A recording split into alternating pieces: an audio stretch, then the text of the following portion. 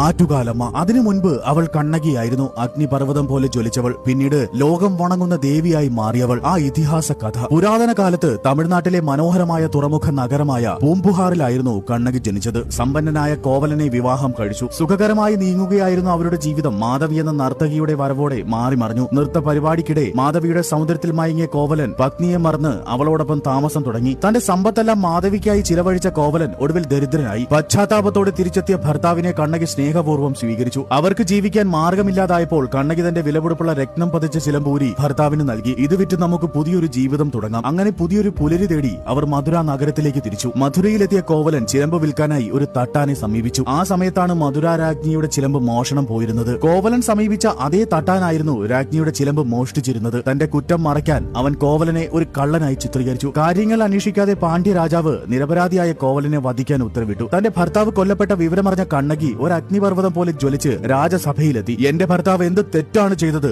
എന്നവൾ ഗർജിച്ചു. രാജ്ഞിയുടെ ചിലമ്പ് മോഷ്ടിച്ചു വന്ന രാജാവിന്റെ മറുപടി കേട്ടവൾ തന്റെ കയ്യിലുണ്ടായിരുന്ന രണ്ടാമത്തെ ചിലമ്പ് നിലത്തേക്കെറിഞ്ഞുടച്ചു. അതിൽ നിന്നും മാണിക്യ കല്ലുകൾ തെറിച്ചു വീണു. രാജ്ഞിയുടെ ചിലമ്പിലാകട്ടെ മുത്തുകളായിരുന്നു ഉണ്ടായിരുന്നത്. താൻ ചെയ്തത് മഹാപാപമാണെന്ന് തിരിച്ചറിഞ്ഞ രാജാവ് ഹൃദയം തകർന്ന് അപ്പോൾ തന്നെ മരിച്ചു വീണു. എന്നിട്ടും കണ്ണകിയുടെ ക്രോധം അടങ്ങിയിരുന്നില്ല. സത്യവതിയായ കണ്ണകി തന്റെ ഇടത്തെ മാറിടം പറിച്ചെറിഞ്ഞ് മധുരയെ ശപിച്ചു. നിമിഷങ്ങൾക്കുള്ളിൽ മധുര നഗരം കത്തിയെരിഞ്ഞു. ഒടുവിൽ മധുര മീനാക്ഷി ദേവി പ്രത്യക്ഷപ്പെട്ട് അഭ്യർത്ഥിച്ചപ്പോഴാണ് കണ്ണകി ശാന്തയായത്. മധുരയിൽ നിന്ന് യാത്രയായ കണ്ണകി യാത്രാമധ്യേ ഒരു മനോഹരമായ നദിക്കരയിൽ അവൾ എത്തിച്ചേർന്നു. അവിടെ സന്ധ്യാവന്ദനം ചെയ്യുകയായിരുന്ന ഒരു പ്രായമായ കാരണവർക്ക് മുന്നിൽ ഒരു പെൺകുട്ടിയുടെ രൂപത്തിൽ പ്രത്യക്ഷപ്പെട്ടു. അങ്ങുന്നേ എന്നെ ഒന്ന് അക്കരെ എത്തിക്കാമോ എന്ന് അവൾ ചോദിച്ചു. വൃദ്ധൻ ആ പെൺകുട്ടിയെ നദി കടക്കാൻ സഹായിച്ചു. അവളുടെ മുഖത്തെ ചൈതന്യം കണ്ട് അവൾ സാധാരണ ഒരു പെൺകുട്ടിയല്ലെന്ന് അദ്ദേഹത്തിന് മനസ്സിലായി. തുടർന്ന് ഭക്തിയോടെ അദ്ദേഹം അവളെ തന്റെ വീട്ടിലേക്ക് ഭക്ഷണത്തിനായി ക്ഷണിച്ചു. എന്നാൽ വീട്ടിലെത്തി ഭക്ഷണവുമായി വരുമ്പോഴേക്കും ആ പെൺകുട്ടി അവിടെ നിന്നും അപ്രത്യക്ഷയായിരുന്നു. അന്ന് രാത്രി അദ്ദേഹത്തിന് ഒരു സ്വപ്ന ദർശനമുണ്ടായി. സ്വപ്നത്തിൽ വന്നത് സാക്ഷാൽ ആദിപരാശക്തിയായിരുന്നു. അടുത്തുള്ള കാവിൽ തന്റെ തൃശൂലം കൊണ്ട് 3 വരകൾ അടയാളപ്പെടുത്തിയ സ്ഥലത്ത് തനിക്കായി ഒരു വാസസ്ഥലം ഒരുക്കണമെന്ന് ആവശ്യപ്പെട്ടു. പിറ്റേന്ന് രാവിലെ അദ്ദേഹം അവിടെ പോയി നോക്കിയപ്പോൾ 3 അടയാളങ്ങൾ കണ്ട് അത്ഭുതപ്പെട്ടു. തന്റെ മുന്നിൽ വന്നത് സാക്ഷാൽ ശക്തി ദേവിയാണെന്ന് തിരിച്ചറിഞ്ഞ അദ്ദേഹം അവിടെ ഒരു ക്ഷേത്രം പണിതു. ആ ക്ഷേത്രമായിരുന്നു പ്രശസ്തമായ ആറ്റുകാൽ ഭഗവതി ക്ഷേത്രം. അനീതിക്കെതിരെ ജ്വലിച്ച